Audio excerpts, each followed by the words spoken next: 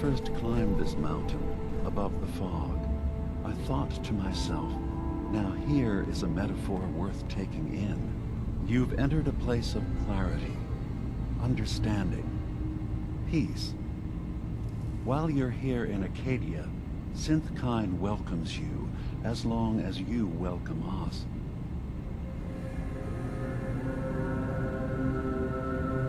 I came here looking for Kasumi Nakano. Really? I'm impressed. Few would brave the kind of journey you've had for the sake of someone else. Kasumi is here. She's safe and unharmed, and you're free to see her if you'd like. Before you do, though, tell me, do you think Kasumi is a synth? We're not answering any more questions until you play straight with us.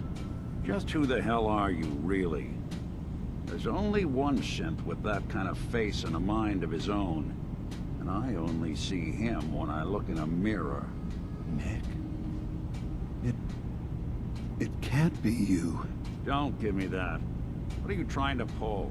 I've never seen you before in my life. Please, if you're willing to give me a chance, I can explain. All right, Dima. We'll humor you. Keep talking. This all started over a century ago, when we were first created. We were prototypes, Nick. The first synths capable of independent thinking and judgment. Keep talking. One of the Institute's experiments had to do with how our brains could process personality. If we could handle individualized feelings and behaviors, I was allowed to develop mine based on experience. But with you, they wanted to try transferring an entire personality into you. It took several attempts before the personality imprint worked. I saw you wake up not knowing who or what you were so many times. I couldn't let them do it to you anymore. We were the only two prototypes they made. I literally saw myself in you. You were my brother, Nick. I helped you escape the Institute. We left together. If I were your brother, I'd remember. That's where you'd be wrong. This happened over a century ago. There's only so much memory that can fit into the prototype brains we have. Ah, I've heard enough. I think you and I need to talk about this. Maybe not now, though.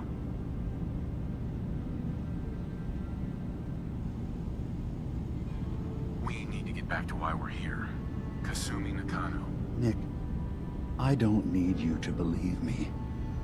I'm just glad to see you again. Whenever you're ready, I'll be here. Now, about young Kasumi. It's important that you understand exactly why she's here. I asked you before if you think she's really a synth.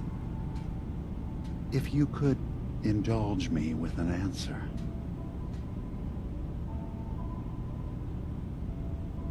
Why are you asking? Because she came here with that very question.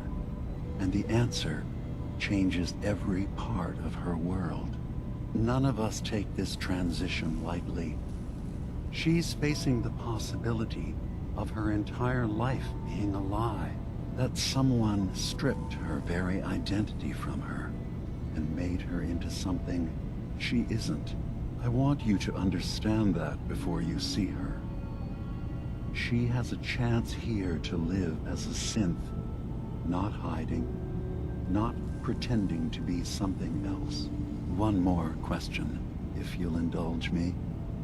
You're here for Kasumi, but I suspect there could be another reason you came to us. Tell me, are you a synth?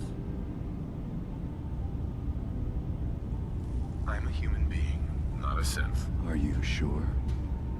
I don't mean to question you, but what's the first memory you have?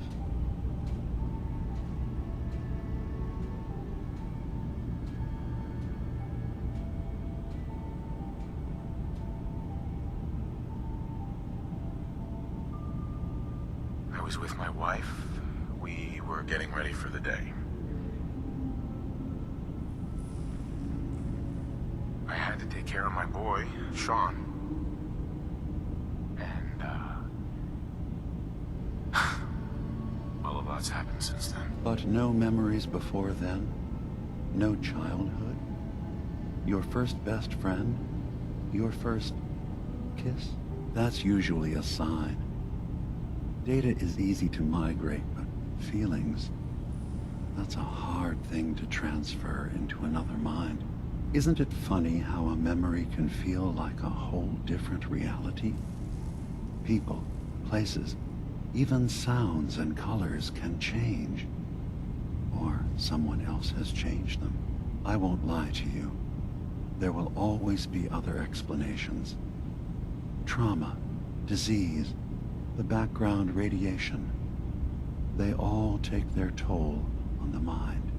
But I can promise you that you will be accepted here, whatever you decide is true for yourself. Thank you. You've given me a lot to think about. I'm glad to hear it. Acadia is open to you. Feel free to walk the grounds. Introduce yourself to my co-founders, Faraday and Chase, and I'm sure you're eager to talk to Kasumi. She's usually working down below. Is there anything else you need from me?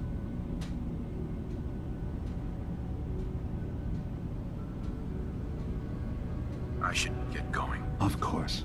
Perhaps we're in there a long time. Are you feeling all right? I'm fine. You worry too much. Sometimes I feel like you don't worry enough.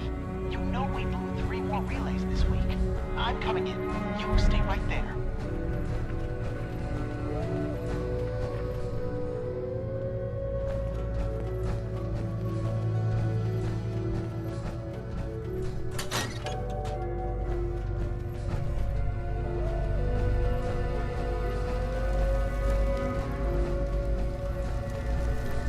Ugh, circuitry is... Kasumi Nakano?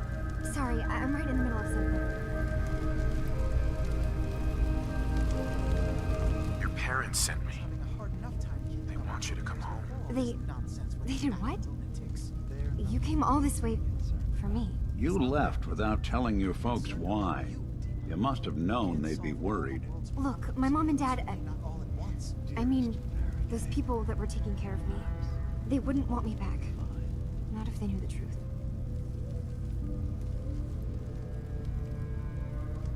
What do you mean? I'm not their daughter. I'm a synth. I thought if I just left, it would be easier for them. How would that conversation have gone anyway? I've been lying to you this whole time? Your real daughter is dead and I replaced her?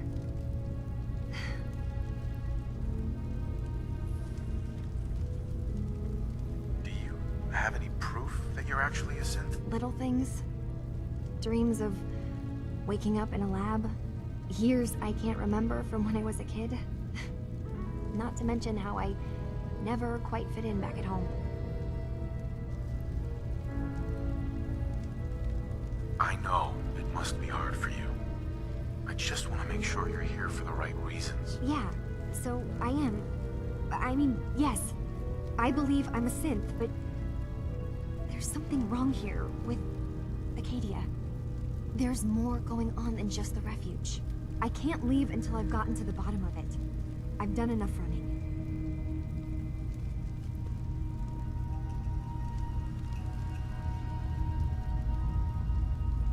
If something's going on, then I can help. Just tell me what's happening. I don't know how you could. Wait. Wait, of course you can help. You find things, track down answers. That's what you do, right? That's why you came after me. What if I told you that there's a secret? A big secret here, on this island. Something way more important than just one lost girl. All right, I'm listening. Okay. Where to begin? You saw all those computers that Dima's hooked up to, right? They hold his memories, or offload data from his brain. Or maybe some combination of both? Well, Faraday asked me to help do some repairs on them, and, you know, I got curious. There's like a century's worth of life experiences in there, and that's when I see it. Data models Dima has been making. One was the fog taking over Far Harbor. Another was a nuclear detonation on the island. Plus, death counts. What if Dima is so open and welcoming because he's actually hiding something from us? A plan to wipe out the rest of the island. We should get to the bottom of this. If Dima is putting on an act, we need to know. I'll help if I can. But that's not much to go on. I know. I've been working on that, but I haven't had much luck. I keep seeing Dima, Faraday, and Chase head into the laboratory at the other end of the hall. Then they come out later looking like they've been arguing. There's actually a storage space right next to there. It'd be a perfect spot to hide and eavesdrop, but it's been locked up. I've also tried breaking into Faraday's terminal, since he and Dima are so close, but the security on it is crazy. This'll be easier if I just talk to Dima. Convince him that he needs to be honest with us. All right. Good luck. Let me know what you find out. From one case to a new one. It's never easy for us, is it? I swear someone has the key to that storage room. Maybe Cog? Hey, He's always let me moving ask. supplies around as they come in. Is something wrong? Well, I sort of had the same question. It's just, with everything that's happened with you and your family, it's a whole hell of a lot to process. I wanted to make sure you're holding up all right. Yeah, I'm all right. Huh. You're a tougher nut than I thought. Tougher than I was. Took me a long damn time to get a feel for this place. Thank goodness I found Diamond City. It's got its flaws, sure, but it beats the hell out of anywhere else in the Commonwealth. Of course, when I took up there back when, people were just as scared of the Institute as they are now. Maybe more. The massacre of the CPG was still pretty fresh in people's minds at that point. And folks were still losing sleep over the broken mask. Plenty of people assumed I was just a saboteur, moving in to melt down the reactor or poison the drinking water. But at the time, they couldn't exactly turn me away. Why'd they let you in? Because I'd rescued the mayor's daughter. Gal of about 15. Pride and joy of the mayor back then. Man by the name of Henry Roberts.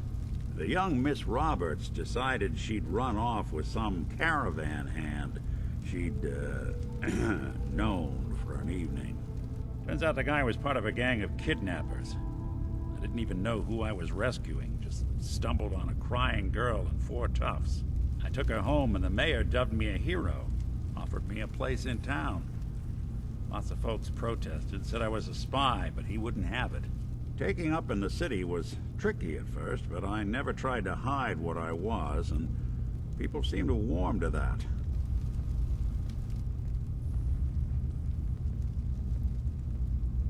Was it hard settling in? Yeah, they sure didn't make it easy. I started off doing the jobs no one else wanted. I got more banged up being Diamond City's handyman than I ever did living out in the ruins. But I guess folks never forgot I rescued the mayor's daughter, so they started coming to me when people went missing. Wife runs off with a new paramour and takes the rent money with her. Talk to the synth. An upset father decides moving him and the kids to Good Neighbor in the dead of night's not the worst damn idea since the bomb. Go get Nick. After a while, the jobs got so backed up, they didn't even ask me to do the handyman stuff anymore. Hell, I was so happy to do it, it was months before I started charging anyone. I never stopped being Nick the synth, but it was Nick the detective folks came to see. It was about then that things finally started feeling normal. It took me a long time to realize that home is where you make it. And with some time and effort, this place can be home for you, too. That's a long story, but I hope it helps. Want to get moving?